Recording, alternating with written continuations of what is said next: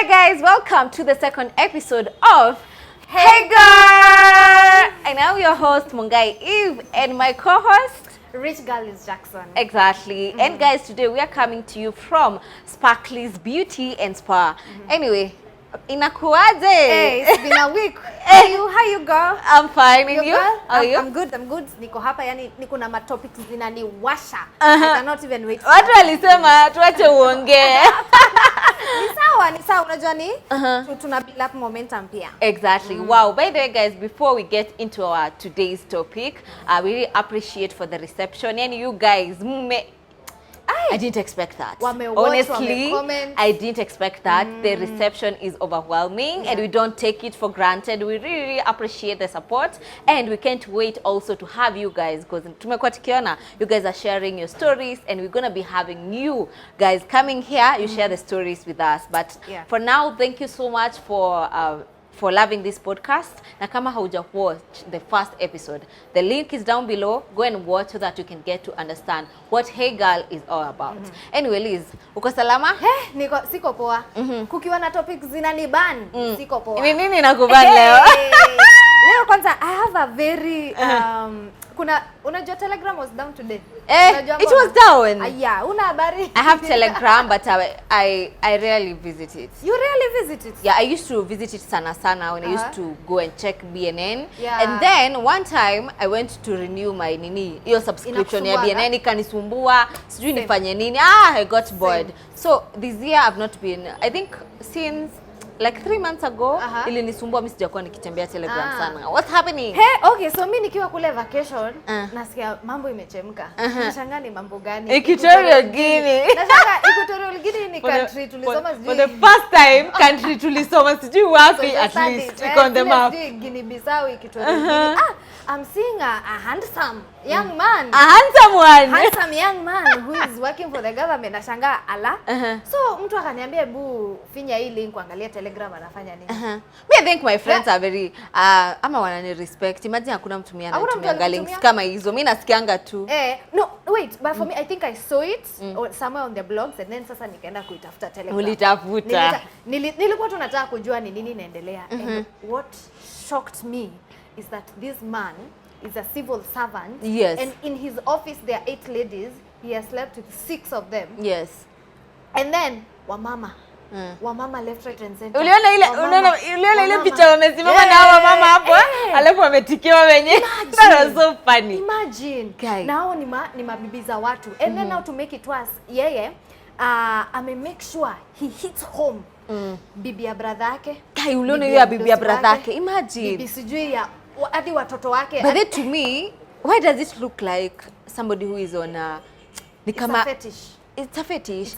Mimi na feel kama ana rebel to something. Ni kama ni revenge, I don't know. Because even when you look at his face in those videos, like ni kama anataka kuprove. Kuna wengine tena kwa barabara. I've not watched those videos. Ujaona ya alami? Sijaona hata moja. Imagine Liz with me even today, God forbid. Nisikia ati sijui kuna video yako, sijui sex tape nini. Me imagine I don't watch those videos. I'm not interested.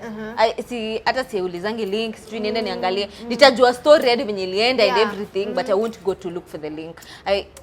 I think I'm just not interested. But hii ni kama utanitumia link. Nitakutumia link. Tena unajua tena hakuna kitu mbaya kama kwenda kwa blog post. Watu wana make joke wewe uelewe. So mimi naingia naona watu wasema 300 na sauti. Nashangaa hizi ni nini? So that's why to satisfy my curiosity. Yes, you have to go and check. Barabara ndio niliamini this guy is under something. So what is happening? He's on the road. On the road driving? Driving where? Driving the woman. What do you mean? Kwa lami. Hebu explain that situation Tuko kwa lami. Hii ni lami. Kuna huyu civil servant, a married woman. Hawana nguo. So kwa tamak. So sijui kama ni walikuwa kwa tamak. So sasa kama ni ring light walikuwa wameweka kama ni standard na watu ama ni usiku ama ni what's happening? Nikajioni hivi ni kama napenda usiku ndio aweze kufanya hiyo kitu. I thought that was all. Wacha sasa ni kutane na ingine kwa beach, kwa mti. Kwa beach. And then sasa hiyo beach, hiyo venue, akona actresses wawili, wamama wawili. Like so it's a threesome. No, it's not a threesome, but the same venue. Oh, the same venue. Different ladies. Yeah, that's why I'm saying when I heard about this story, I felt like it's someone who is on a mission. Exactly. You get, ni kama kuna kitu, you know, like when you are rebelling on something or, yani, I want to do this, ni kama ni kitu alikuwa amepanga, I want to do this and this and this. It's not normal. It's not normal. It's not like a normal way of, sijui a man cheated. That's not normal. Hiyo hata si kucheat, hiyo hata sijui. Kuna hii movie Netflix, inaitwa Ebu Tenda Watch, The Man with a Thousand Children. Na wengine Kenya. Do you know what this man used to do? So si kuna kwanga na sperm donors. Yes. Sperm donors kuna kwanga na limit ya watu unafaa upate. Yes. Kama I think they are like 5. Yeah. Do you know this guy has like over 700 children across the world? So kitu walikuwa anafanya, which is so disgusting. That's why I think there are some psychotic people. So when ukienda as a sperm donor unapatiwa ngwa tube fulani, where you're supposed to put your semen and then you wanapeleka kwa hospitali. So yeye na beshte yake wakisha collect hivi wanaenda wanazimix. What do you mean? So kuna this man and then this man, their best friend. Yani wako on a mission to cause chaos in the world. Na wote ni sperm donors. Exactly. Wanaenda wanaweka semen, huyu anaweka, wanaenda wanachanganya. Yeah, that's why I'm saying, looking at this story of this guy, the Equatorial Guinea guy, it's not just a normal way at the sijui mwanaume alicheat. There's something into this cheating because how you sleeping with sijui 400 ni sawa. Maybe there are people even who have cheated with more, but if you look at it, unaona kwenye anafanyia and then sijui bibi ya bradhake. Like if you look at it, it's not a normal cheating. There's something more than cheating. I don't know what you guys think. It's a fetish. Let us know in the comment section. And then, tumesahau, he did not use protection on any woman. Oh my God. Any. So imagine if this man had HIV and then apati hawa 400 wako na mabwana, probably hao mabwana wako na maside chick. Pia hawa mabibi pengine wako na maside niggas. Exactly. Like that's a health hazard. It's a health. According to me, he should be arrested. Actually, it's true. Yeah. It's very dangerous. And also, so many people are like, they have kumekuwa na this conversation. People are like, we are so into this guy. We are saying, oh, sijui alilala na 400 men. How about 400 women. How about we look at it this way? It's 400 women who are unfaithful and one man who is unfaithful. What do you think about that? Hapana. Mimi, I feel hapa tusidanganyane. Sawa. It's 400 women who are unfaithful versus one man who is unfaithful. No, I just feel like these 400 women are not being satisfied by their husbands. That's what you argue. Guys, what do you think in the comment section? So we have this Equatorial Guinea guy. It's one unfaithful man versus 400 women. So I want to know in the comment section, where uko side ya kusema it's just one man who is unfaithful and 400 women who are unfaithful, or it's one man who is very promiscuous, or I don't know how to put it. Exactly. Let me know in the comment section. You know why I would reason like why are you reasoning like that though? There are these 400 women. Most like siwatetei, but probably. But I feel like, okay, not being sorry, I know I'm a girl, I'm supposed to be a girl's girl, but my arguing on this is your point is not strong, like saying that maybe they are not satisfied at home. I feel like it's not a point. Okay, maybe there are other things that lead to a woman cheating, not just being satisfied, especially sexually. But a woman doesn't actually cheat just because ati ameamka tu ana cheat. It takes a lot. And for a woman to cheat, personally, what I understand, for a lady to cheat and to go out there, sleep with someone else who is not their partner or their husband, their boyfriend, it means, yani ashajitoa kwa ile nini. Yeah, so me, I feel like if you're not satisfied in your marriage, just walk away instead of going sleeping around with someone. Because now you might be thinking you're sleeping with that Equatorial Guinea, you activate side chick peke, kumbe you are 399 others. Imagine if you you impregnated all of them. Exactly. So you are supporting your point. Support your point. Like I feel like for me, I'm looking at it this way. The reason why I feel like this man is at fault, I am not supporting what these women did. Out of what you have just said, probably all these women thought they're the only ones. They are the only ones. But this man has slept with all of them. Like when I get there's one common denominator. Yeah, I get it. There's like one common person in all those videos, which is this guy. probably hata in those 400 women kuna moja probably they had sex once, probably, but this and we man, also don't know the situation of them having sex. Remember, this is a very powerful person. Exactly. So sometimes ladies go through a lot. And then maybe wengine wamelala na yeye to keep their jobs. You never know. I don't know anything. I'm I'm just thinking out loud. I just hope that's not the case. And then adi unajiuliza, for him to keep a communication with 400 women. Hey, na kuna kazi guy. Kuna bundles. By the hata si bundles. Like personally, by the babe, Mimi, I'm the kind of person who is very straightforward. If you've approached me, like if you're a man right now, I'll tell you, no. Me, I'm in a relationship. Like sita kuonyesha hata any interest. Cause mimi nashangaa, how do people manage to I'm talking to you, I'm talking to my, so nitaambia boyfriend yangu niko shoot, niko nini, then tena niende niambie mwingine. Mimi siwezani. That's a lot of work. Mimi hata nitasahau. Nikwambia si nilikushow. Niko ala sijakwambia. So for me, it's a lot of work. I'm one person and this is something that I've realized with myself. Yes. I have a high probability of getting back with my exes. You know why? I normally have a difficult time to start over. Not to start over, to sleep with someone. Like I don't take it lightly. Like mi ushangaa. Kededo rudi ule. Which is not a good thing pia, but mi ujiuliza, for example watu wenye wanasemanga one night stand. Unatokaje kwa club unaenda na mwanaume home? Guy, hata mimi siwezi. Na akakunyonga. Sasa kukunyonga uju ametoka wapi? Mimi always think of the craziest thing. I'm not doing that. Kunyonga na pillow. You know, like such kind of things normally scare me, and I feel like that is why.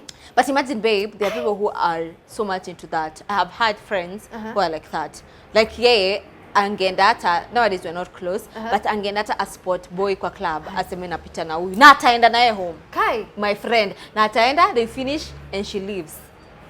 Anakuachanisha hapo. No emotions. Yes. I feel like as women, and I'm speaking this as women, for myself, I'm someone who is like very sensitive. Do you know you can get an infection out of a toilet? Yeah, of course. That's why me hata nikikazwa aje mimi unipate kwa chota au. Hata mimi hata nikwambie, hata nikuchekeshe. Mimi especially kama ni haja kubwa until nifike kwangu.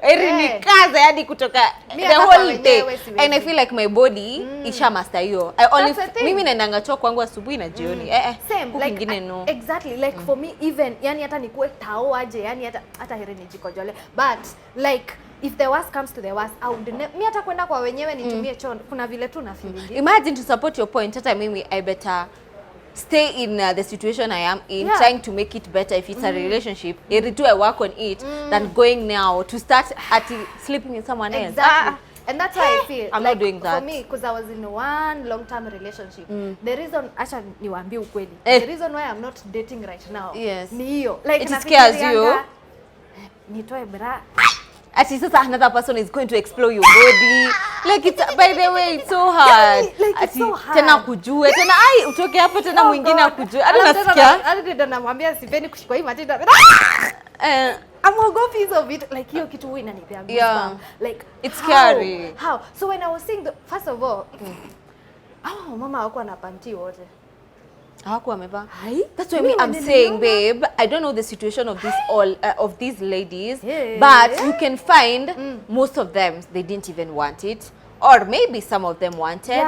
Because when I wish to part a side of the story. I wish to get the side of story of one of the ladies or all of them, so that we can be able to judge. Because right now, looking at it, there are people maybe who are seeing themselves in those videos and they are very shocked. Maybe they did it for a job. Maybe they were forced into it. We don't know. The reason actually I was telling you that this is not a normal cheating, ile ya kawaida, it's because why was he even recording? Exactly. But sasa kitu ingine pia inanishangaza, all these women knew. They were all of them. It's not a secret cam. Hapana, wanaangalia di camera. It's secret, hadi ana adjust. Ama alikuwa anawaambia ama kuna mali walikuwa nauza hizi video. Ndio sasa nashangaa, what was he doing? And then you know the funny thing is, this guy didn't leak the videos.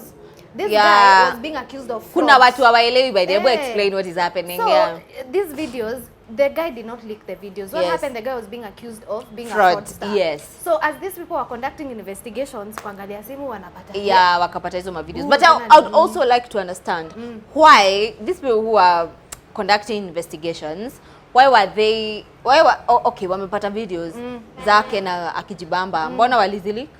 Mimi, that's also another. I'd like to understand, because that's not fraud, or it's fraud. It's not fraud. walishtuka kama sisi. Unaweza ingia simu ya mtu. Yeah, you get shocked. It's sure. But why were they watching? Still, I want to understand. Like, if somebody understands what's happening, like, watu ambie kwa comment section, like to understand if these people were doing investigations because of fraud, why did they leak the videos then? Because I don't think the videos, they were linked into fraud in any way, unless there's something I'm not getting. Let's know in the comment section. That's why people are saying, if this guy is taken to court, there is no hakuna makosa amefanya. All these women consented, 1, 2, it was not rape. Yes. So hakuna mali mtampeleka. And then again, this guy is married. He has 4 or 5 kids. Imagine how these kids are. Mimi hata nashangaa alikuwa anaficha wapi bibi hajaiona hizo videos hata moja. But I feel like that's possible. Like men can hide. Cheaters are very good at But me, I feel like, okay, my opinion is, babe, my opinion is men, actually, they don't know how to lie. Yeah. Especially when it comes to cheating. They always get caught. But those are too many. They always get caught. Especially 400. Na ujua ni wenye tunajua. Probably there are others that haja record. Ama akona simu nyingine ambayo sio hiyo. Alafu kwa ofisi kwani hakukuwa na udaku? Like vile tu mademu yeah, because if somebody amenikatia na amekukatia tunajuanga.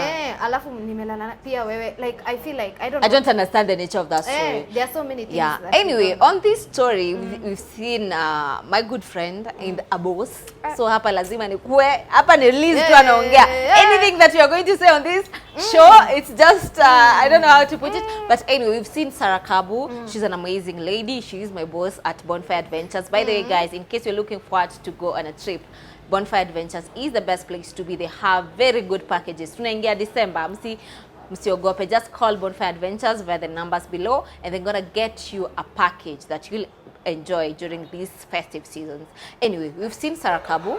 Ametokea akasema huyu bibia jamaa wetu wa Equatorial Guinea asimalize end up the marriage just because the guy cheated. And cheating is something small, you know, like the way Sarah put it, is like cheating is just something small and you should forgive and enjoy other things in the relationship. Personally, I wouldn't advocate for that. Sarah is my boss. I respect her. I love her so much. She's a great woman. But on this one, she's older than us. She has experienced marriage, we haven't. But on this one, I'm disagreeing with her. What about you? Same, I also disagree with her. And I feel like most married women, especially the age of Sarah, they have been taught kuvumilia. Actually, that is the point. I've seen so many people coming to Sarah, but yes, of course, I don't advocate for that. I don't think it's right, actually, because even in the Bible, it's not right. Actually, it's not right. Exactly. So, I think wewe uko na point. Walifunzwa kuvumilia, usimalize ndoa, ukimaliza ndoa watu watatuchekelea. Kwanza hiyo point. Hiyo kuchekelewa. Nilikuwa na point hapa but hata tuniachane nayo. But mamangu pia ni mtu wa kukuambia, ukimwambia relationship yako inaenda hivi na hivi, ni mtu wa kukuambia vumilia kidogo. Unajua wewe hivi unakuanga na mdomo, try utulie, nyamaza. Yeah, my mom is like that.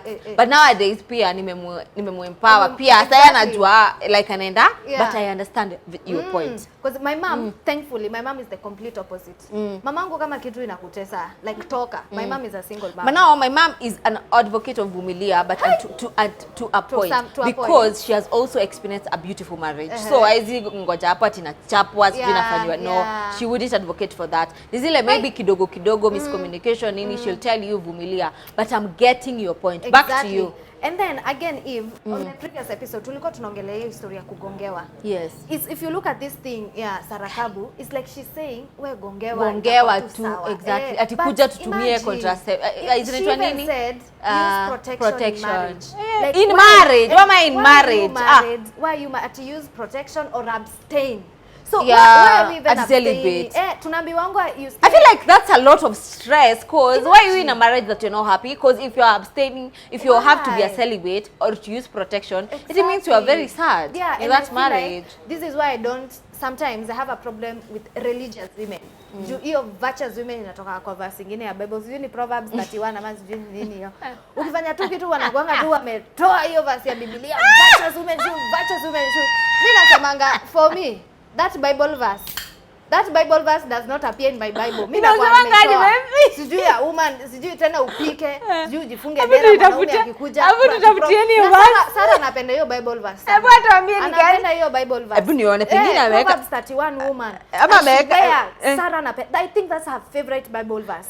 Ama ameweka kwa caption yake. Exactly. That's why anashinanga akituambia hapa tuvumilie. Mimi siwezi. Mimi hata nikinusa una cheat. Hebu tuone. Nikinusa tu. Yaani hata kitu tu niambia una cheat.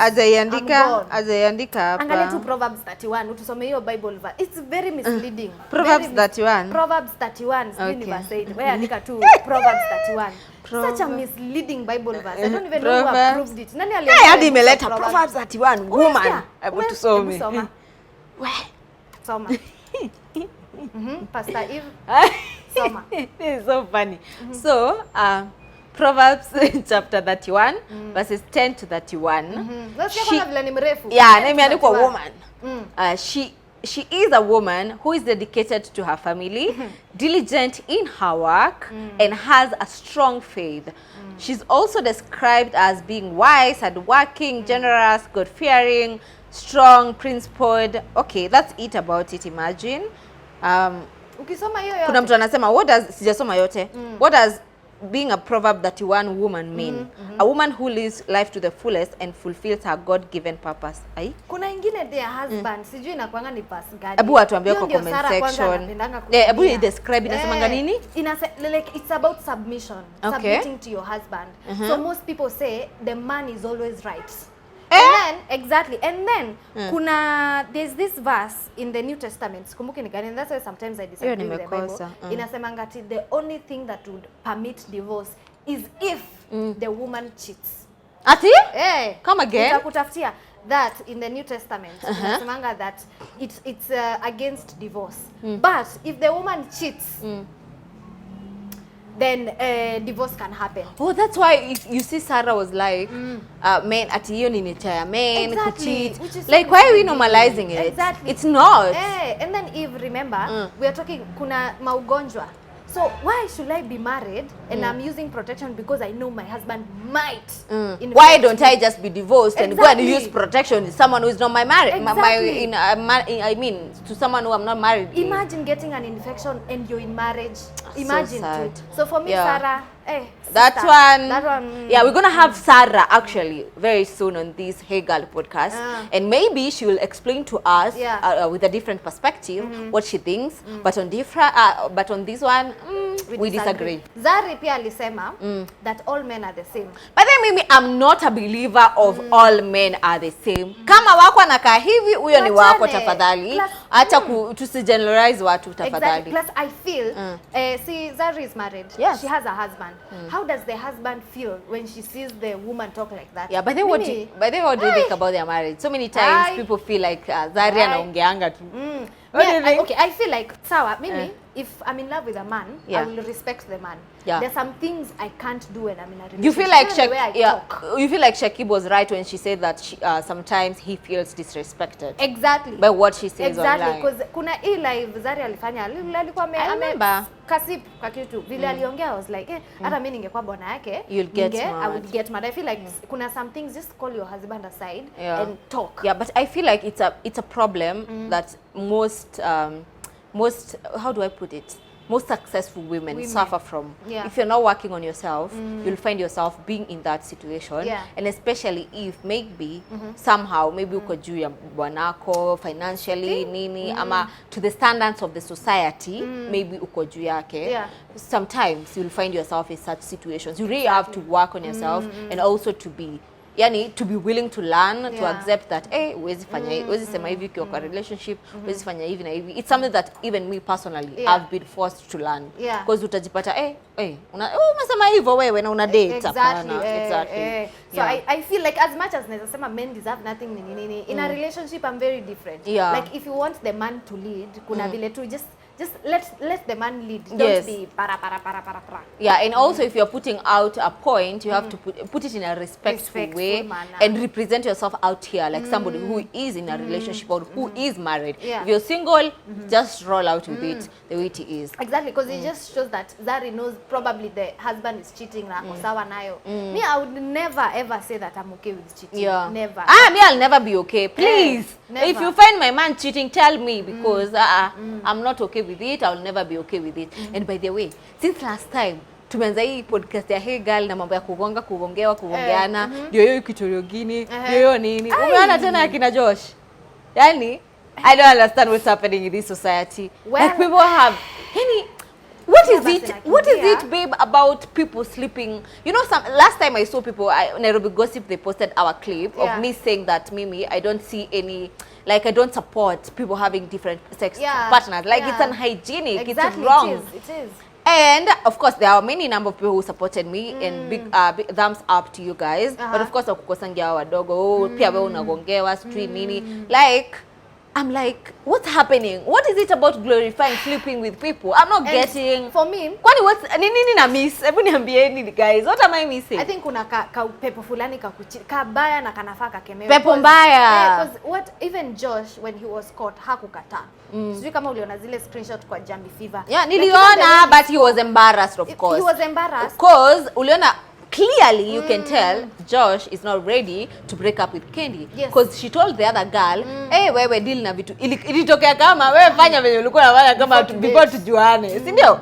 That's how it came out, because alimwambia deal na mambo yake na yeye deal na mambo yake, and bado tunaendelea kumuona na Candy. So it shows like he was embarrassed and he was not okay with it. But going back to the girl, there's something that I really want us to discuss before we call our surprise guest. We are having a surprise guest, by the way. So comment down in the comment section, who do you think is our surprise guest today? Comment hapa chini mtuambie ni nani. So one thing people really talked about pale kwa Jambi Fever is this girl all along knew Candy and Josh are in a relationship.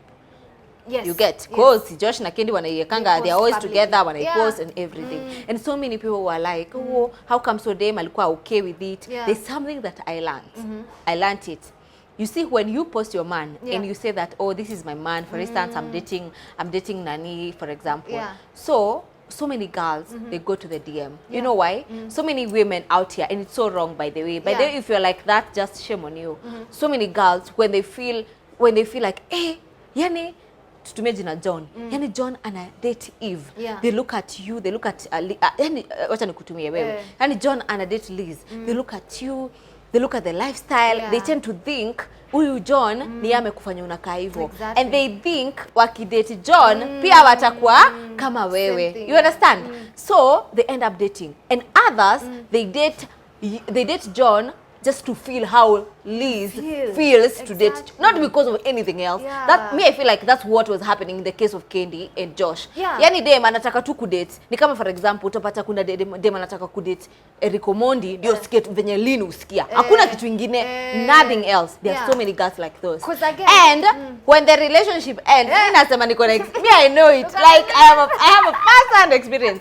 When the relation, for instance, when the relationship yako na John sasa imeisha, ama dem, they disappear. Hawataenda kumdate, like sijaielewa. I've never vile Eva alifanyiwa. Like sijai understand. And then you know, this girl is a flight attendant. No, yeah, I saw it. Yeah. So she has money. Of course. So well, I don't know how moneyed Josh is, but your relationship, she's somewhere. It was not even at a financial. Alipata kusikia tu. That's why nimeleta hiyo story. Kuna mtu atadate mtu wako ndio asikie venye wewe unasikianga. Just because you are a public figure or maybe you look good, anataka kujua your lifestyle nini. But this sijaielewa. I don't know. And on to that point, how do you feel about girl code? Because you know Josh ni Ajib, okay. In the same circle of friends. Okay. Josh ni ex wa Ajib. Yes, I know that. And Candy was once, I think, a best friend to Ajib or something. Alisema si best friends. But they were close friends. Okay, honestly, I'm a girl's girl, but I wouldn't want to judge their situation because I don't know exactly what happened between the three of them. They're the only ones who knows what exactly happened. But I don't know, personally I wouldn't go for that. Mimi siwezi. Mimi chali yako hata siwezi muongelesha. Like tunaambiana maybe ile Liza ako aje, ako poa. Like we cannot never get to that close. Mimi pia hatutawahi ongea. Na cut off pia, like that's my code. Exactly. Me, I cannot be a friend to your ex. How? No, we cannot even talk. Because at me I feel like when I have a man here, if you have ever talked to anyone I know, you're like out. Sidhani kama mlikatiana ama mkukatiana. Like for me it's a bit weird. Yeah, okay, me I find the whole situation very weird. Yeah, plus I also expect my friends to accord me the same. Ni kama sasa ni pata ati rafiki yangu ana date ule rubani. Bwana nitakucut off. Of course. Because I mean just respect my boundaries. Yeah. Like just respect. Because now it shows like what if hata mlikuwa mnaongeanga, maybe you are cheating on, maybe the both of you are cheating on, mlikuwa mna nini, bado tukidate, like you understand, like it's quite uncomfortable because even if you look at their relationship, they cannot enjoy it out here fully because watu hizo ma comments, maybe hata hiyo pepo ya watu kuombea vibaya ndio ilifanya. But anyway, tusiwekelee pepo. Tusiwekelee pepo kwa cheating. A cheater is a cheater. They were hanging out together last night, even after. Yeah, by the way, so many people are like, oh, Kendi aache Josh kwa sababu nini, na watu wamewaingilia sana kwa sababu wameona pamoja. Last night people are saying that Kendi loves Josh more than Josh loves her. I mean, I don't know. I feel like, but mimi siwezi ongelelea mtu na mapenzi. Mimi najua mapenzi, mapenzi pia mimi naweza nitandika. Yani mimi, fanya tu kenye unataka. Love can make you do things hata uwezi fanya. Like love is yeye kama anataka kuhang out na yeye until I feel ameachana na it's okay. Mpaka imtoke. Yeah, alie mpaka imtoke. Go girl, we are not here to judge. Yeah, anyway, are you ready guys for our surprise guest on our episode? By the way guys, so many of you are like, oh hey girl, it's an episode that is dedicated to women. But we are hosting men. By the way, hao wanaume wote wamekuwa episode 1 na wenye watakuwa wao ndo wameforce issues kukua kwa hii show. Wamekuja wakasikia utamu wa show kwa background, wanasema tuko na point, we want to talk about something. So guys, drum rolls for our surprise guest. But alisema lazima to change. Lazima tu change kwa sababu tuko Sparkly's Beauty and Spa. It's located in CBD, so in case you're in CBD you want to look like us. By the way, unaona venye tunaka vizuri. Hey girl.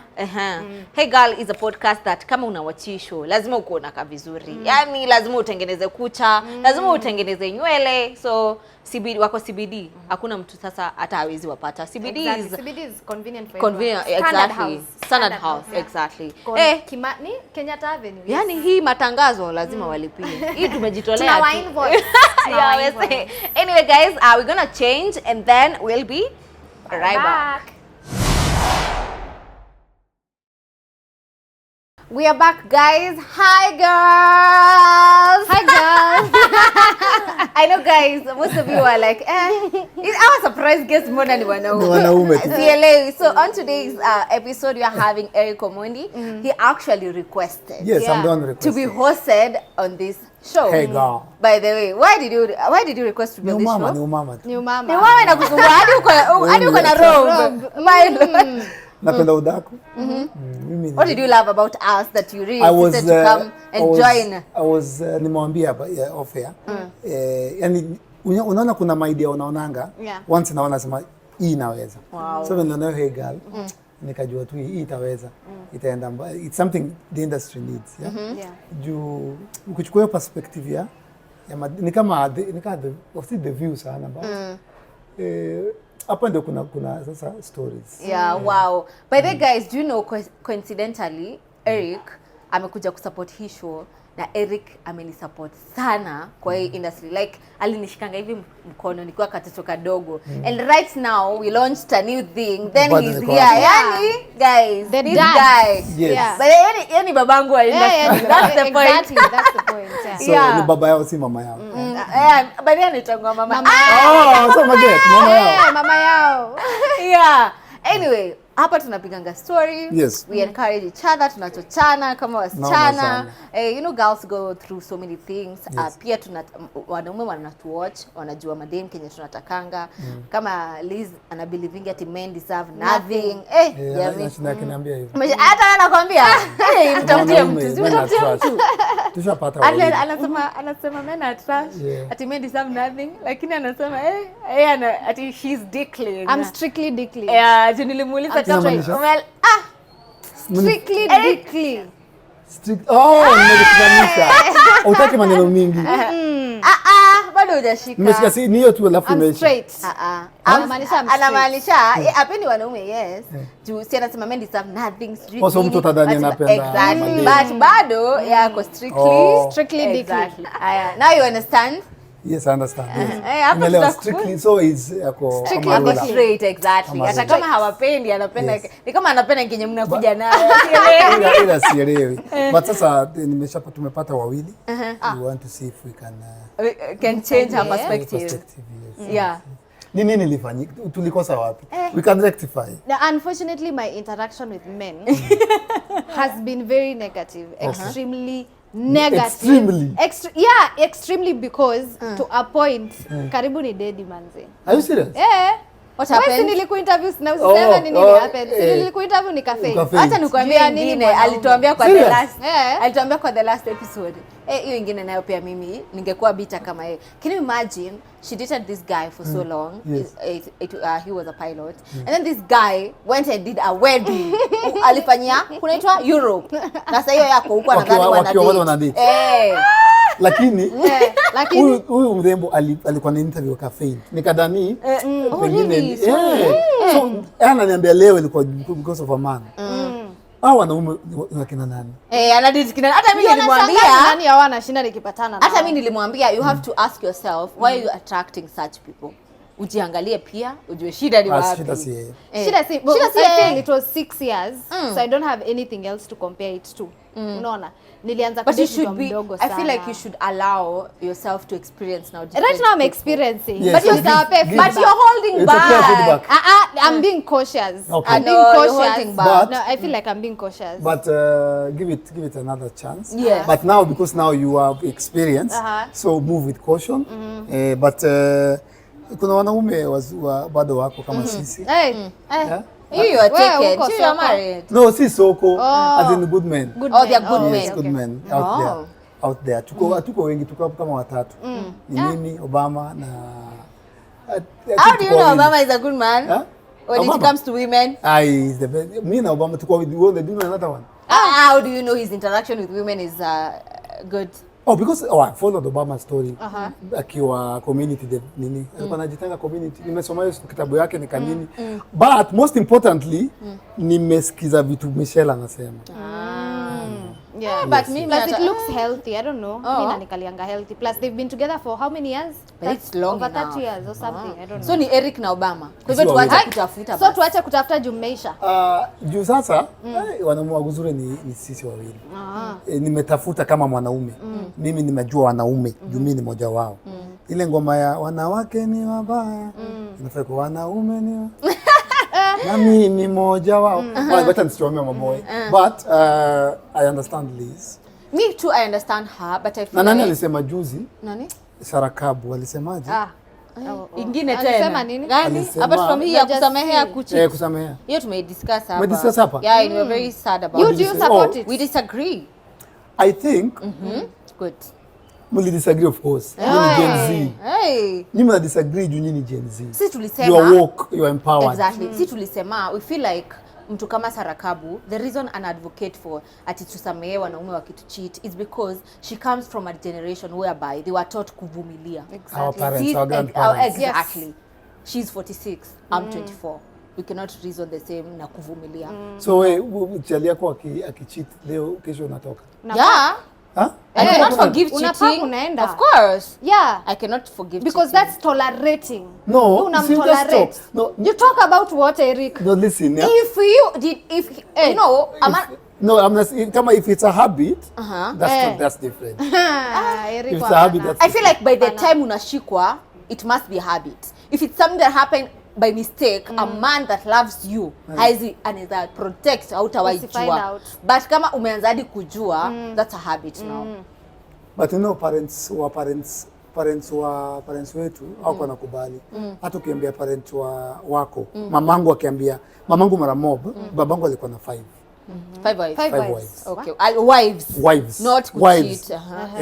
So alikuwa the first wife Mintab, the second wife Minagola, the third wife Mama Benta, hata kwa matanga ya Freddy nilipigia story yote. The fourth wife ni mama yangu. Ni mama yangu alipass, mother married Grace. That's the last wife. She's younger than me. Niko na 5 wives. The last wife is younger than you. Jesus Christ. Mama Sivani, kama nakanga nini. Sisi tako mdogo. Okay.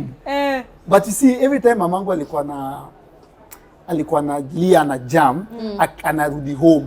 Mamake, my grandma anasema, wewe unaachia bwana yako nani? Rudi huko. Ndio chunga boma yako. Mamangu enda uombe. Mamangu anamwambia, "Unisikizi, ameniletea dem kwa nyumba, ananiambia sasa tuishi naye." Grandmother anamwambia, shida iko? Can you go and talk to your husband? How? You agree? Agree to bring another woman in my mom tukienda Christmas home. Mamangu si tuko na boma moja. Mamangu alikuwa wanaulizana, wana coordinate. Wewe unapika nini? Nasema mimi napika omena. Wewe pika ugali, ule anapika nyama, wewe pika mboga. So cows walikuwa they love each other. They love each other. So vijana wanakula pale, wazee pale, wamama pale, watoto pale. But wanapika pamoja, wanapigiana masimu. But I feel like Eric, co-wives is different from cheating. Cheating, Could you accept a co-wife? Me? Okay. I'm a very jealous. I'm a very jealous person. I don't think I would accept. I wouldn't. If you have a very, forgive me, you have a very well able, financially well-to-do man. Okay, my problem is with these people who marry many wives, bado unapatanga tena, bado wana cheat. So hata akikuletea bibi, ati ameleta bibi wa pili, utapata tena bado, like you know, there are women who say, aliniletea, alianza kucheat, sijui nini, nikamwambia tu ni sawa, leta bibi wa pili nimekubali. Utapata it doesn't end. Bado ataendelea. It's a habit. Cause kama ni ukweli umempenda, like hakuna, like they just want to experience different people. Si ati hata ni mapenzi. Do you feel like a man can be faithful? Yeah. Yes. They can. I also believe the same. Okay. They can. Do you feel like men are polygamous? Ati naturally. I think. You think? Tapigwa viboko. You think? Sitaki kupigwa. I think mimi nikifika heaven nitauliza Mungu. Because to some extent I think wanaume walicreatiwa somehow. Somehow? Okay, mimi somehow. Acha amalize somehow. Hey, sorry me deep. I've done my research of men since I was young. From my dads, my uncles. Na mimi sisemi tulianza hii program tukisema kuna wanaume wawili wazuri. Obama na mimi. Yes, that's I mean it's just my point from how I see men. From what I know, what I grew up seeing. To an extent nikifika form 3 form 4, I believed men are naturally were created to be polygamous. Yes. Grow up when I was a teenager because niko naona uncle yangu, babangu, naona brother yangu, naona. So nikabelieve hii si normal. Na unasikia hii topic tunaongea hapa sasa hivi. Unasikia Kabu. I know where she's coming from. Yes, she didn't say it. She didn't say it, but she was trying to say usiache bwana wako. Vumilia. Ule next pia anaweza kuoka huyu na ule next. Now I mean I'm get. But I don't think is it genetic? Okay, me personally I would say how I think and how I've observed men. I feel like it's not naturally polygamous. I feel like it's by choice. Yeah. Because it's true, men can be attracted to, men are not like women, let's agree to it. A man, you can be my boyfriend and maybe you go out there and get attracted to a lady. But it's by choice for you to choose to be with them while you're still with me. Okay. Isn't it by choice? Okay. I feel men are polygamous so the fact that by choice. So the fact that they have the ability to say no. No, yes. exactly. You have the ability to say, hey, no.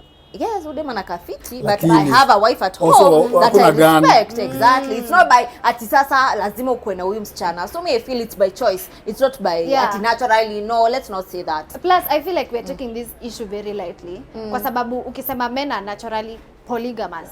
Yani, do you know it just takes a second to get HIV. And then upeleke bibi yako like unaweza feel and that's like a lifetime. Imagine that you're naturally polygamous. That's the ndio maana Nairobi is one big bedroom because Eriko on my contact list, on the list of married men I have on my contact list, I cannot single out a faithful one. For real. Like, but let me ask you guys a question. Let me throw this back to you. Yes. The Hey girl. Hey girls. Yes. Kuna mtu aliandika, ni nani? Aliandika jana. Ni Butita. Of course. I was getting head to come from a married man. Alicomment kwa Nairobi Gossip. Akaandika kwa hizi video za Equatorial Guinea. Hata tumediscuss, najua kitu nataka kusema. 400 unfaithful women. Yes. So kuna venye aliweka akanipata. Hata mimi. How come the man is one? Yeah, we have discussed it. Yeah, we've discussed it. So, but I know men are more prone to cheating, than women. Women are naturally emotional. Like for me, I feel like for a woman to cheat, I have to be there emotionally. Attached, you know, there has to be attachment. I have a theory. Na msinipige vita. I think sikuizi kutoka uoe upate with your words. Kitabu ungesema tu jani. So I think when a man cheats, the marriage or the relationship is not necessarily over. It could be over or maybe not. Umerudisha Liz alitumia advice ya basi ya Bible. But when a woman cheats, it's over. Alisema ati kuna verse ya Bible. Nilisema kuna verse ya Bible. Most pastors or most people who like misquoting the Bible wanasemanga divorce is permitted only if the woman cheats. Yes, I agree. I support what Eric is saying. I'm not advocating for men cheating. I wouldn't take it as well. Yeah. But I feel like as a lady, for me to cheat, it means if we are in a relationship, honestly, hata kama I don't like, hata kama I don't like the guy, I'm already done with you. Like done. We cannot work on it. Ni kitu imeisha. Let's just end it. Yeah, true. For a woman to decide that I'm going to sleep with this person, yes, it's over. Na nimeamua, jua tu, it's true. The Haiko marriage, hapo. haiko. It's not even about the other artist, husband, man. In your marriage too, haiko. Something else I want to understand from a man's perspective. Can you cheat on your wife but you love her? Like unampenda. We actually have seen all men who cheat, they love their wives. Let me tell you something. Let me tell you something. As a man, women are emotional beings. Yes. Women get attached. Yeah. Before a woman goes out for lunch with you, or for a drink, or to a club, or to bed. Yes. That's why when men cheat, sometimes women unaweza mbembeleza umuombe akusamehe. But when a woman cheats, the man is destroyed. Most men are destroyed. Ameisha. Men are destroyed. Hata mkijaribu kuwako ni haiwezi wako. Because women, men can have sex without emotions. True. Women cannot. So kama ni demu wangu nisikie ulikuwa na ule boy. Unajua tu lazima unajua kulikuwa na emotions, kulikuwa na unaget. But men, it's an investment. Unajua tu dem ameinvest. And women we know that. That's why some mazi amegongewa wewe ameisha. Yeah. But you see a man, unfortunately, anaweza enda club hapo 1824. Hapa tena sijui na nani. Kaya hapo the whole evening. Alewe anasema buda ule anaweza ajui jina ude ni 3:44 am ude anasema ajui jina ude whatever happens amke ashtuke ude malishaenda hata waifikiria hata mfuatilia hata ajui jina yake. Okay, but women that's why wademokati they take time, they get attached, they invest. Yes, it's an investment. But men no, 99%. They don't. That's what wanaanga watu wanasemanga ati mwanaume asikudanganya ati anakuambia ati mimi naacha bibi yangu juu.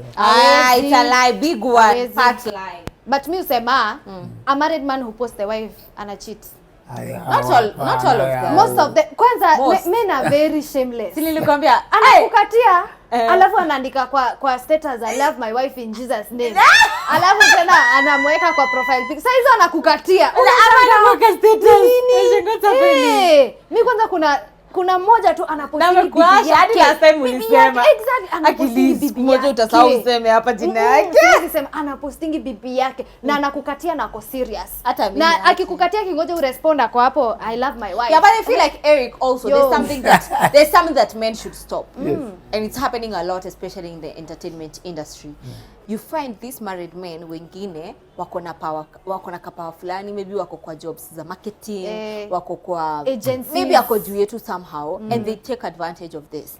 If you are a naive girl and come into this industry, you can never survive because you find these men like me. I know they my manipulate. Exactly. Like me, I know my potential. I know I have numbers. I know I'm influential. I know I can do job. So you find these people wakipata dem mwenye sasa ndo wanakuja nini, they will try to wanaleta, yani for you to get the job you have to uingie box or to sleep with them. But for me, my rule has always been, I know my worth. Now why would I sleep with you and on top I do the work? Imagine basi unilipe nisifanye hiyo kazi. Like nifanye kazi ati we are not doing that. Alafu tena wanakatia tu the same guy. Na wanakatia tuko kidogo anaweza katia hivi I feel like mannerless. It's the high time. So mannerless. Yeah, it's the high time men, especially most of them being your friends, they should just they're friends. Yes. You're talking about people I know. Of course, we're in the same industry. Like they should just stop your it. friends. Are you serious? They should stop that behavior. So wanafanya nini?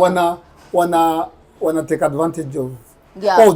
He has something that you girl want. needs. Yes. Exactly. And that girl is naive and innocent. Yes. So anafanya hivi. Yeah, if you're not strong like me or Liz or the girls that know, like, you know what, me, I'll still get it. Unajua kama mimi, hata it's something that I was facing a lot. Your time nataka interviews nini. But sasa mimi numbers zilikuwa zinanisukuma cause hata ukitaka kukataa hivi itabidi tu umempatia juu ana push kitu yako. Exactly. Inabidi tu. So to these girls when maybe they don't have the numbers and everything, they'll end up accepting that. So I feel like it's something that is so wrong. So what are you telling these girls? Because as we are speaking here, I'm telling these men to stop that. Your friends, we are telling your friends to stop that behavior. But let me ask you, that girl. So you're saying it's the men that have the bigger problems. They need to stop. Yeah. This girl who's watching you now, as you are speaking, kuna Liz Jackson. Kuna mtu wako kwa situation. Ama kuna ameingia tu kwenda street. Hata si industry yetu nimekuja kurealize ni vitu zina happening hata kwa jobs zingine. Hata unataka job maybe hata kwa salon nini. So watafanya awachane na hiyo pesa, si ndio? I don't know. Ana need anytime something is transactional and it involves you getting intimate with someone, we advise people achana na. Yeah, achana tuna. It's not worth it. It's not worth it. No matter how desperate. Because me na feeling another thing, it will never stop. If I sleep with you to get something and it's something that tuseme nimelala na wewe ndio niajiri kazi. For me to keep that job, I have to keep sleeping with you. So I just advocate for just stop it. It's not worth it. Na si ati they want anything serious with you. Of course. They just want to pass time wasemanga nishaikuwa na. Kwanza hao wa industry wanapenda kusema. Alafu sasa bragging rights. Muna bragging rights. Nyinyi nataka bragging rights. Nilipita na shaikuwa na. That's the thing I don't like. Like when a man so tu niyo kitu ya bragging rights. Brag anakuja naambia Riko, unajua nimekuwa na nani? Hakuna kitu nishtua kama hiyo. Wewe hadi wanaambia nanga. Wanaambia nanga. Ati nipatilishe. Friends of friends. Your friends. Ati nipatilishe. Like it's so sad. Hii kiti imekuwa moto. It's a whole thing. So go talk to your friends to stop, especially recruiting agencies, anyone who is in a position to hire influencers. Wacheni hiyo ni tabia mbaya. Yeah, it's a bad manners. So but then exploitation of the needy. 80% ni the men. Yes. 20% ni the girls, ndio. Sio pia wako na role ya? Yeah, wako na role pia kukataa but we understand the desperation. Sometimes tunafungiwa nyumba. As in, yani sasa hata you're not thinking, sawa. Plus unajua in most scenarios fame comes before the money. Okay. Actually, unless when you're a rich kid, fame comes before the money. Unaweza kwa wewe watu wanakujua lakini mfuko unaumia kwa sababu bado hujapata prize. Mimi kuna time ningepata mumama. Ungekubali? Ulikubali? Ningekubali. Angekubali angepata wapi? Ningepata.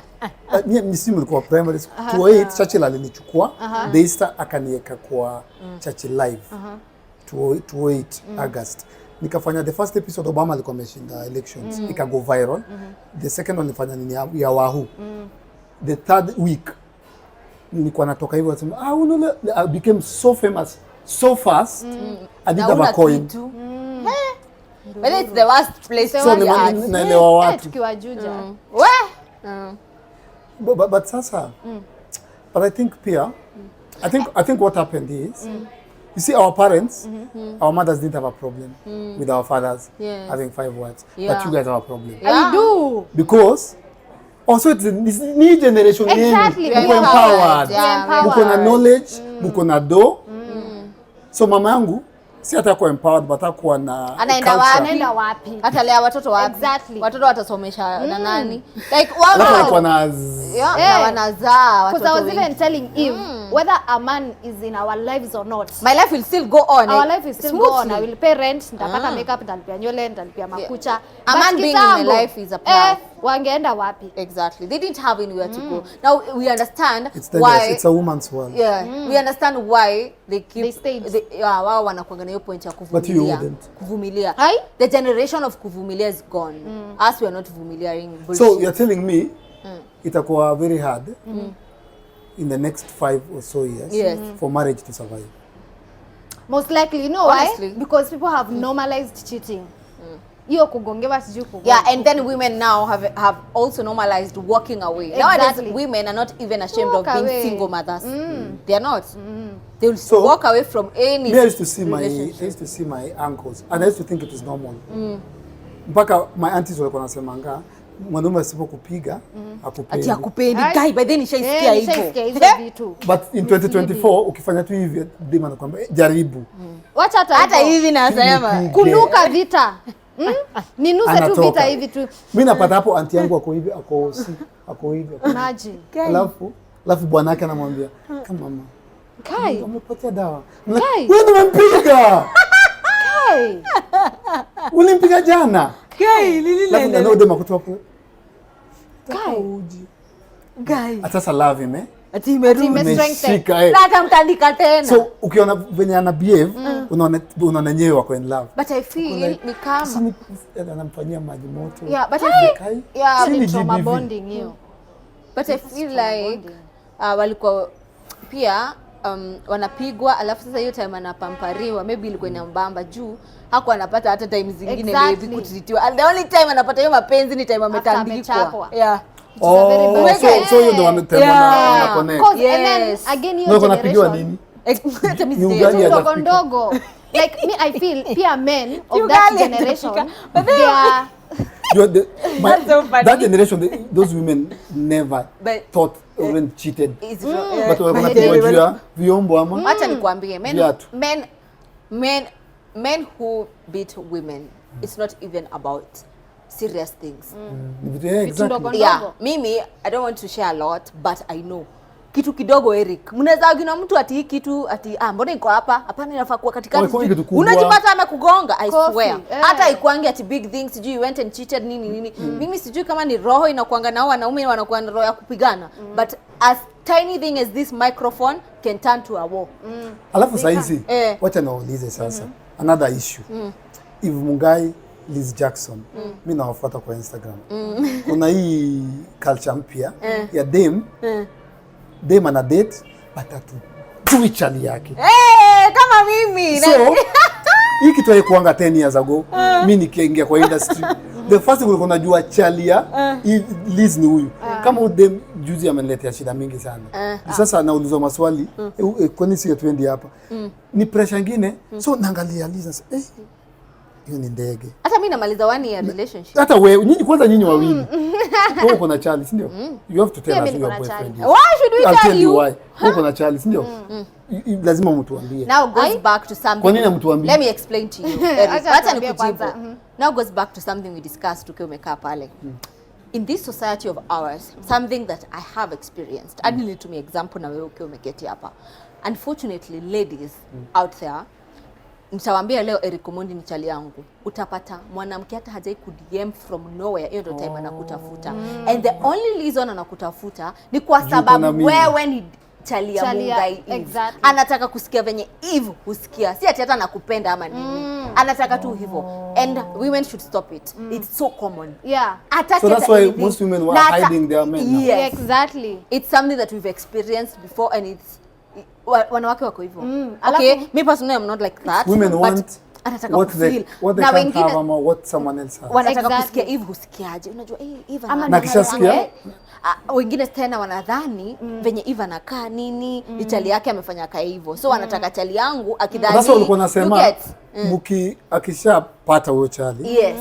Alafu mimi nitoke, anatoka pia because the interest was not you, it was because you're just my boyfriend. Plus I feel kuna hii kitu watu wamenormalize, hata niliona leo kwa blog. Wanasemanga a man is more attractive when he's in a relationship. Yes, now explain it. Yes, like he's more attractive. Yeah. Juu wanaona uko na bibi na unatreatingi bibi yako.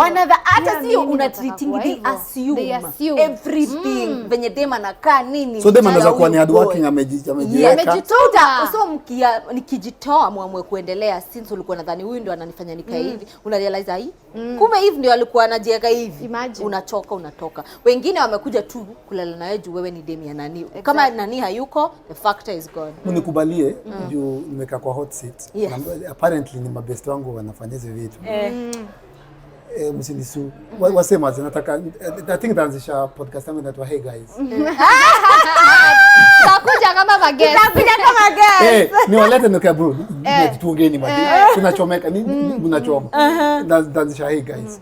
Nilete watu tuongee nao. Nitaanza na Willy Paul of course. Ni boy wangu. Sema ati ni mmoja wao. But nasema nitakuongelesha watu.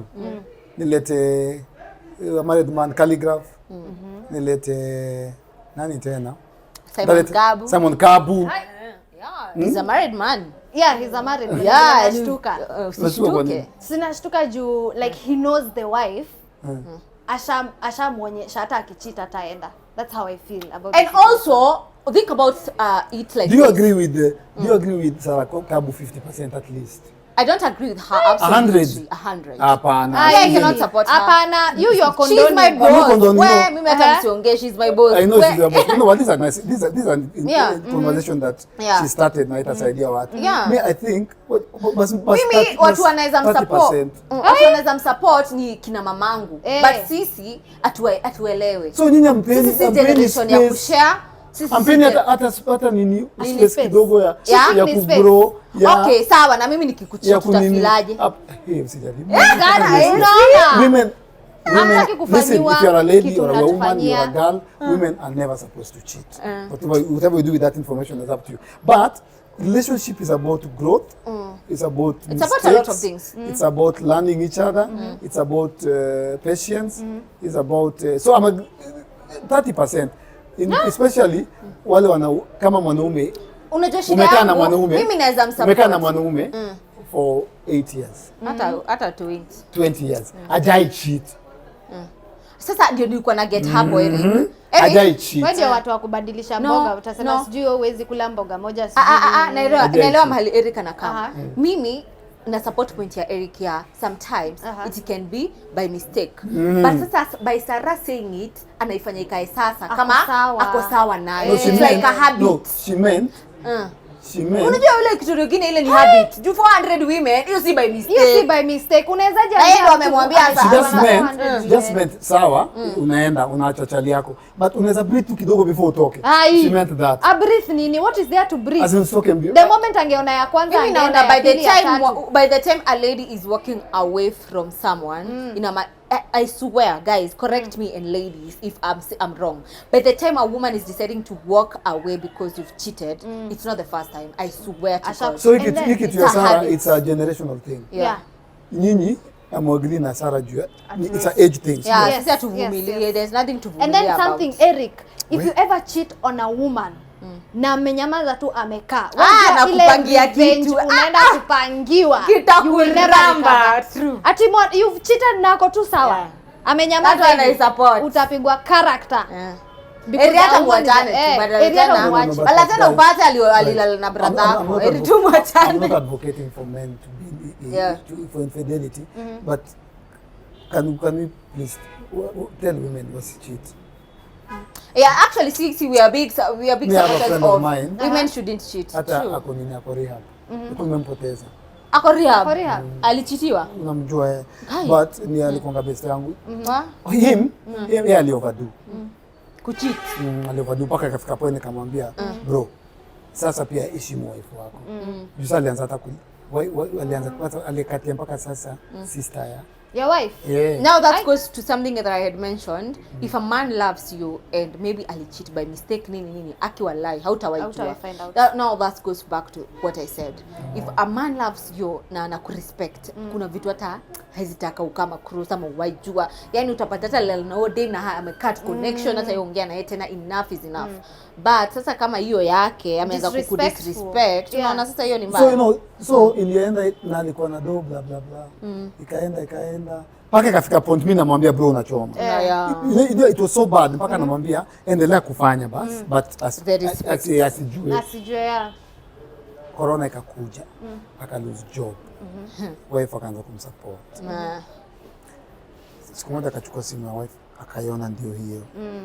Unajua hakuna kitu utafanya. Alafu hakuna kitu painful kama ni wife ndiye ametuma. Hata alikuwa ametumiwa.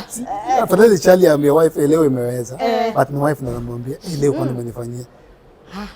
alichiza. The man is destroyed. But sasa hiyo time niko najiuliza kwani wanaume waliumbwaje? Si wewe umekuwa ukifanya hivyo 3 years. Mbona unasikia moja tu. Imekuwa nimekupeleka rehab moja tu. Wewe kufanya for years. Yeah, also I feel like we should normalize to take each other as human beings. Don't do something that huwezi taka partner wako kufanya. Mimi nimekuja kulearn vitu mob sana, cause I feel like before I do something najiulizanga mimi ningefanywa hivi, whether you are my friend or my partner. Before niongee kitu, before nifanyie Liz hivi, Liz angenifanyia mimi ningefeel aje? Chali yangu angefanyia hivi, how would I have taken it? Singependa. So pia mimi I won't gonna do it. I feel we should take each other as human beings. Yeah, we are all human beings. Yeah. On to our last question, Eric. Before tukupesa sasa na wewe tuulize maswali zako. Yes. There's this thing pia imekuwa ikiongelelewa sana, ilikuwa ina trend TikTok, pia kwa Njambi Fever hapa Instagram. People are talking about Njambi talked about women who get a lot of kids and they're not financially stable or yani wako poor. Let me just use the word poor, although people didn't like it. So unapata mtu ako kwa kanyumba kadogo hivi na ako na watoto kama 10. Una get? Na bado ako na ball. So many people were angry about it. Personally, I don't like it. I don't find it. Mimi nasemanga, I find it so selfish for a person to bring a kid in this world without knowing uwe mtoto atakula nini, atafanya nini. And apart from maybe watu wenye wanapatanga watoto bahati mbaya nini. Unajua kuna mambo mob, kuna situation mob zinafanya watu wapate mtoto. But if you know and you plan to get a kid. Kama mimi saizi, so many people come to me, they tell me, unazeeka na by the way, I'm just 24, please. So unapatanga watu wengi wananiambia you're financially stable nini, you should get a child. And I'm like, personally, no, I don't argue with them online, but personally I'm always like, I feel I'm not ready, one, mentally, financially. Yes, watoto wananiko na pesa, but me there's a lifestyle I want for my child. The dad pia, I want to choose the best dad for my child. So unapata mimi na feeling it's so selfish for someone ameenda tu akapata mtoto. That's why until now mimi hata I don't know, maybe the next like 5 years or so, or I don't know. If you look at I feel like for you to bring a child in this world, you should take time. Personally, I love the way you did yourself. You got your firstborn when you're I don't know. You got let me just say Kyla. You got Kyla when you were 41. That's a long time. For a man. For a man. Huyu anafaa kujanga girl kila siku. For a man, you ulivunja record. Exactly. Hebu tuambie your opinion on that. I think if you look at the West, watu wanasemanga wazungu wako na do. Sawa. But unaona kama niko nasoma story ya Bill Clinton, hata alikuwa president. Ako na mtoto mmoja anaitwa Chelsea. George Bush pia kuna mtoto mmoja. Obama kuna watoto wawili. Unaona hapo ndio Afrika tunakosea. Na unapatanga na ndio swali kuna tamilizanga juu kwa mabeste wangu. Beste wangu alikuwa na watu wengi. Beste yako? Ako anaishi Kibichi. Okay. Beste Octopizo pia. Beste wangu sana. So nikamuuliza direct. Ati anaishi wapi? Kibichi. Kibira. Nikamuuliza bro, ni boy wangu sana. Nikamuuliza bro, wife ameshikaje ball? Ilifika mali nikamuuliza. Aje. So unaangalia situation. Watu wanasemanga ati hakuna sex is the only form of entertainment. Nikamwambia hapana. Protection. I mean contraceptives. If you're married, contraceptives. But if you're married, not protection but contraceptive. You see, if you're married, you are living with this woman for 10-20 years. So you sleep in the same bed every night. Yeah. So leo utatumia. No, I'm not saying protection. Contraceptive. Okay. Yeah. Now in 2024, hakuna excuse, ndio? Yeah. Hakuna. So I think we also need to bring back creating awareness on the family. Yeah, family planning, yeah. Juu bado kuna watu ushago na hapa Nairobi. Kuna information hawana. Tusiassume. Actually, I think most of the times pia ni misconceptions when it comes to family planning. Yeah. There's a time I shared that I've been on family planning and so many people were like, Msichana mdogo, and I was like, hi, relax. Yeah. I've been in a 5 years relationship and I knew I didn't want to get a child. And I was young. Not after pesa. I don't come from a well-up family. So I was like, I don't need a child. Actually, my aunt is a gynecologist. Yeye ndo ali-advocate for. Yeye mwenyewe hata ndo aliniambia. But now you find there are so many misconceptions when it comes to family planning and contraceptives. Watu watakwambia, hutawahi pata mtoto, sijui nini. Barren. There is need for education actually. Yeah. Mimi niliwatch. Nimekwambia my dad had 5 wives. Yes. And we have so many uncles. I think the reason sikuwa naambiwa kuwa na mtoi is because of my background and what I saw. Yeah. I think subconsciously nilijiambia tu, before nizae, hakikisha kwamba what I went through, what my brothers had to pitia. So nilikuwa na some sort of fear all along. Hata mimi na feeling kali kuna fear. Na imagine kwa tuko watatu tu basi. Tuko wawili. So kwa sababu nikizasa hapana. Niko na tamata mimi mwenyewe nilikuwa na take care of myself but nilikuwa na struggle. Yeah. Tunasema sasa nikileta mtoi. Tuna get. Ni kama mimi sahi people pressure me and I'm like I take care of my parents. I take care of my sister. I take care of my brother's children. I'm like, guys, I'm already. Of course. Of course. When you are ready. Yeah, when you're ready. Yeah, you guys, I'm already a mom. You just don't know. I'm already a mom. Plus me feel hii kitu ya sijui mtoto kuja na hasani yake. Ai zilivunjika isa lie. Sahani. Sauti sol na sahani yake. Zilivunjika zote na bien. Hakuna sahani mtoto anakuja. Like it was very sad Eriko kwa hiyo sisi initiative. I don't know whether you go to see Pumwani. Vile yani wamama wanazalia kwa floor. Jesus Christ. Like walikuwa like 3 women are sharing one bed. Alafu mtu akwambia ati mtoto anakuja na sahani yake. First of all, hii sahani ya gadha imevunjika, iko na ni mbaya. Lakini siku hizi maternity ni free kweli? No, hapana, si free. Na hata kama unazalia kwa floor pia unalipia kitanda. Sijui kama uliona. Huko hapo Mwani. Sasa tukuza hapa imaanisha ulipi. You're 3 women on one bed. Hadi inafika the women in Pumwani are alternating. Ukitoka fresh from the delivery room, mwenye amekaa siku 2 at least anakusongea kwa bed, yeye anakaa kwa floor. Unaona hiyo story nitakuforwardia. Na hata kama utakuwa kwa floor, bado unalipa bed. Na unajua bed ni how much money? 15,000. A bed. 15,000 expensive a bed. A day. Alafu sasa uniambia ati mtoto anakuja na sahani yake. Sahani yake hapo. But I feel so kuna hii culture of Africa ya ukishafika 21, 22 tunaanza kukuangalia. Exactly. Mimi. Katumbo tena ni I'm the Rihanna of Kenya. Mtaniangalia. I think it's Rihanna is a good example. She's a billionaire in dollars. Exactly. She's my I love her. Mtazaa watoto ngapi? Mimi, I would love to get 2 kids and if God Mungu akinibariki, I would love them to be twins. I love twins. My dad is a twin. I love twins. Yes. Me 2 max. Hata mimi 2 maximum. Hey. Do you think in 2024 moving forward people should have more than 5? Na hii government kwanza hawezi toboa. Like you say my mom is the 13th born. One mother. Wow. 1 mpaka 13. One mother hadi hata mamangu wako 11 na kumbangu wako 10. My mom is the only one who was born at in the hospital. Wengine number 1 to 12 home. Mamangu akazaliwa hosi na huyo daktari wakamfunga cha lazima kwa sababu alikuwa aendelee. Your grandma? Yeah, my grandma. Yes. Mamangu ni 13. Daktari akasema hapana. Akasema hapana. Hii pia wewe umeenda sana. So alikuwa aendelee. So I feel like in this day and age as a woman, unapata watoto 13 aje. But I also feel like hiyo kitambo kulikuwa na kasing fulani ati sijui kwa na watoto wengi ni richness exactly. So I think unaona hizo zote za Sarakabu kuzaa nini I think ni generation. But hapo kwa kuzaa late pia Sarakabu thumbs up. Hata alipata watoto akiwa late at least. Me I think but I think usipochunga mimi nitabaki na mtoto mmoja. Hata una feel hivyo utabaki na mmoja. Na siwezi hata kujudge. If you're only able to take care of one. Na feel poa sana mtoto wangu akiget the best. Exactly. But then we could tunajilizanga maybe moms can tell us how do moms divide the love. Kwa sasa nikipata ka first born nitakapenda kama sasa unapenda Kyla. So ukipata second born unafaa kuwapenda hata the same. Mimi sema ati wazazi wangu wako wananipenda but nilikuwa katikati. Ulikuwa na feel uko katikati. Alikuwa na mapenzi. So brother yangu first born alikuwa na attention juu. Hata kama alikuwa na mapenzi na attention lazima kila father kiingia Onyango is first born. You can feed it. Mulizima TV ni so nasikia anadiliwa. Fred ni last born.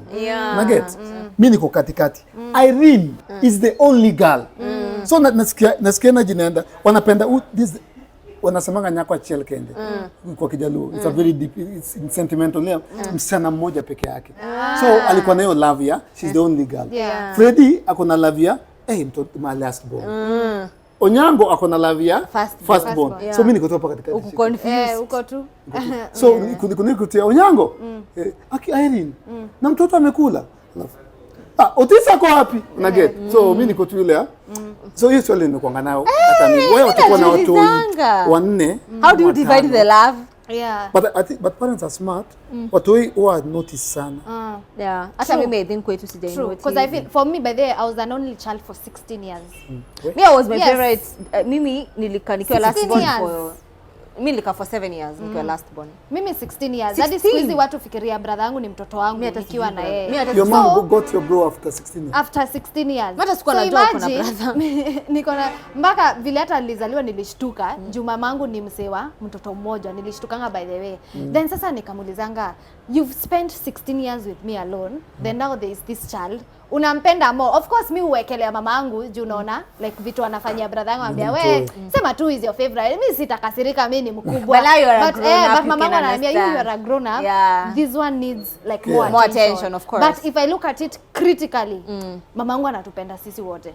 Hakuna ni ile tu aka ni kadogo kana need attention. But now I feel mkizaliwa sasa the same kama hawa wenye wako wanaachana na miaka mingi at some point if the parents are not very keen you can tell plus niliona Tumbili there is a story alishare about how he loves his children. Atapata akiingia kwa nyumba kuna ule mtu yanamkimbililia, kuna mwenye ana shughuli ama wanawapendanga by their characters. So that's the thing. Akasema yeye upenda watu wake depending on character.